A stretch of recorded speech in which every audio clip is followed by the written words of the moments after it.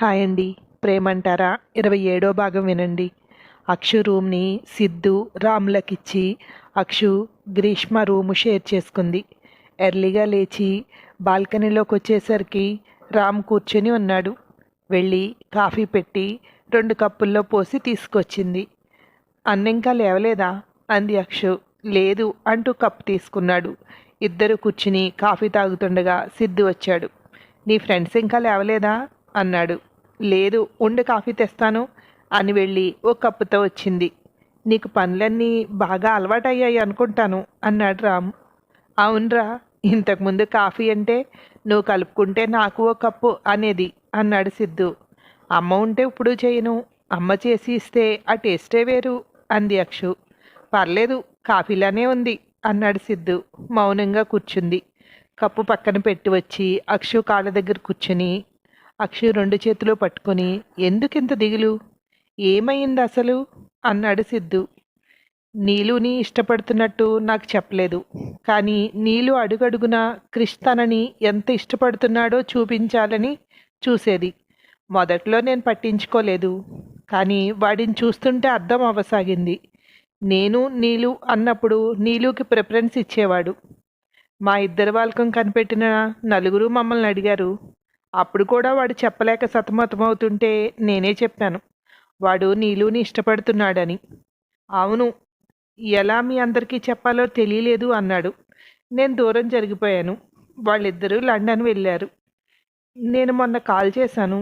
వాడు మాట్లాడుతూ మధ్యలో నేను పక్కనే ఉన్నట్టు మాట్లాడుతున్నాడు అంది అక్షు. అర్థం కాలేదు అన్నాడు రామ్. నేను మాట్లాడుతూ మీరు ఇండియా ట్రిప్ గెలుచుకున్నారు అంటే అక్షు నాకు ఇండియా ట్రిప్ వచ్చిందట అని చెప్పాడు అంది. నువ్వు సరిగ్గా వినలేదేమో అన్నాడు సిద్ధు. లేదు, ఆ మాట నాతో మాట్లాడినట్టే ఉంది అంది. అక్కడ ఎవరైనా అక్షు ఉందేమో అన్నాడు సిద్ధు. లేదు, నీలు ఎవ్వరినీ క్రిష్ దరిదాపుల్లో కూడా రానివ్వదు అంది.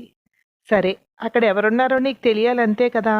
మేము రిటర్న్లో లండన్ వెళ్ళి వాడిని చూసి వెళ్తాము అన్నాడు రాము. వెళ్ళి చూస్తే అక్కడ పరిస్థితి తెలుస్తుంది అంది అక్షు. అందరికీ కాఫీ కలుపుకొచ్చింది సాహితి. మీరు ముందు రెడీ అవ్వండి, బ్రేక్ఫాస్ట్ కూడా ఏం చేయొద్దు, బయటే తిందాం అన్నాడు సిద్ధు. అలాగే అని ఇద్దరూ వెళ్ళిపోయారు. అక్షు భ్రమపడలేదు కదా అన్నాడు సిద్ధు. అదే నాకు అర్థం కాలేదు. ఒకసారి వాడికి కాల్ చేస్తాను అని ఫోన్ చేశాడు రామ్.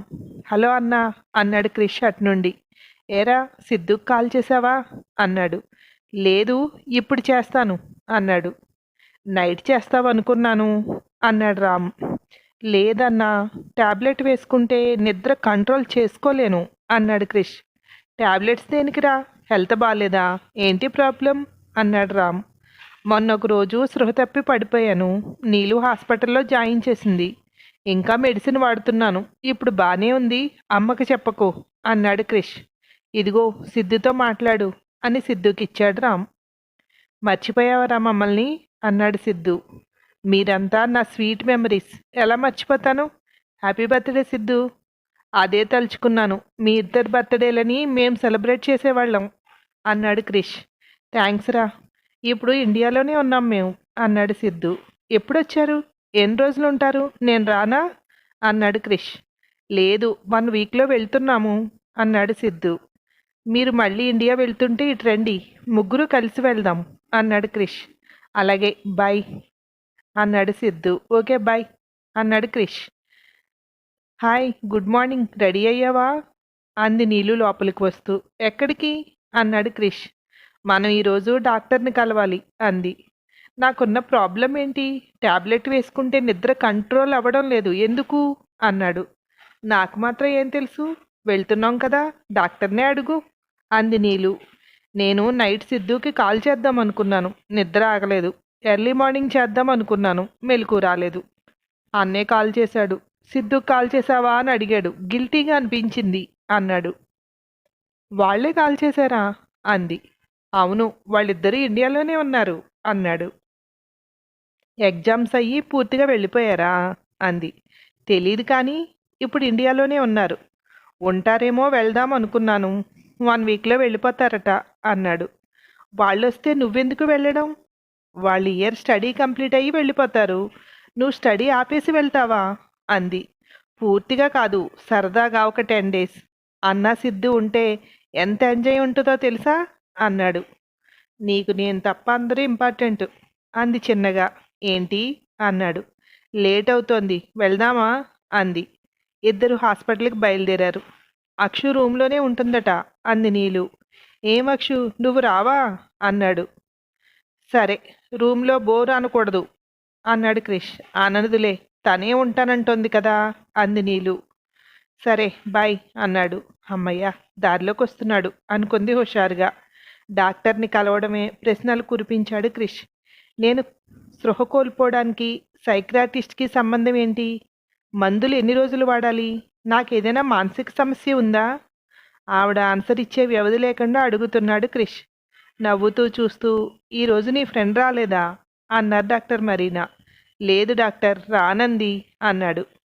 నీకే మానసిక సమస్య లేదు. నువ్వు స్పృహ కోల్పోయినప్పుడు జరిగిన అలజడి వల్ల ఏ సమస్యలు రాకుండా ముందు జాగ్రత్త ఈ ట్రీట్మెంట్. నువ్వు వేసుకోవాల్సిన మందులు టైంకి వేసుకోవడం వల్ల భవిష్యత్తులో ఎలాంటి సమస్య రాదు. నీ గురించి నీలు ఎంతో టెన్షన్ పడుతోంది. నువ్వు తనకు సహకరించడం వల్ల నీ ఆరోగ్యాన్ని నువ్వు బాగు చేసుకున్నట్టే అన్నారు మరీనా. నేను ఇండియా వెళ్ళాలి అనుకుంటున్నాను. ఇంకా ట్రీట్మెంట్ ఎన్ని రోజులు పడుతుంది అన్నాడు. నెక్స్ట్ టైం వచ్చినప్పుడు చెప్తాను. ఇప్పుడు మందులు మారుస్తున్నాను. ఇప్పుడు అంత నిద్ర రాదు అని నవ్వుతూ, మీ ప్రశ్నలకు ఆన్సర్ దొరికాయా అన్నారు మరీనా. సారీ డాక్టర్, ఈ నిద్ర వల్ల చెయ్యాలి అనుకున్న పని చేయలేకపోయాను. ఆ ఫ్రస్ట్రేషన్లో అలా అడిగాను, సారీ అన్నాడు. పర్లేదు క్రిష్, నువ్వు అడగడం వల్ల నీ మనసులో ఏముందో నాకు తెలుస్తుంది అన్నారు మరీనా.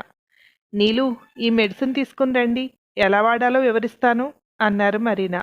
ఓకే డాక్టర్ అని ఇద్దరూ బయటకు వచ్చారు. నీలు వెళ్ళి మెడిసిన్ తీసుకొచ్చింది. నువ్వు కూర్చో, నేను వెళ్ళి అడిగొస్తాను అంది నీలు. సరే అన్నాడు. మెడిసిన్తో డాక్టర్ని కలిసింది. ఏదైనా ఇంప్రూవ్మెంట్ కనిపించిందా అన్నారు మరీనా. రోజు అనిపించలేదు, కానీ ఈరోజు అక్షు లేకుండా వచ్చాడు. తన రూమ్లో ఉంటాను అంటోంది అంటే ఓకే అన్నాడు అంది నీలు. నీకు కావాల్సిన ఇంప్రూవ్మెంట్ అదే కదా. మందులు మానకుండా చూడు, తొందరలో అక్షు వెళ్ళిపోతుంది అతని ఆలోచనల నుండి అన్నారు మరీనా.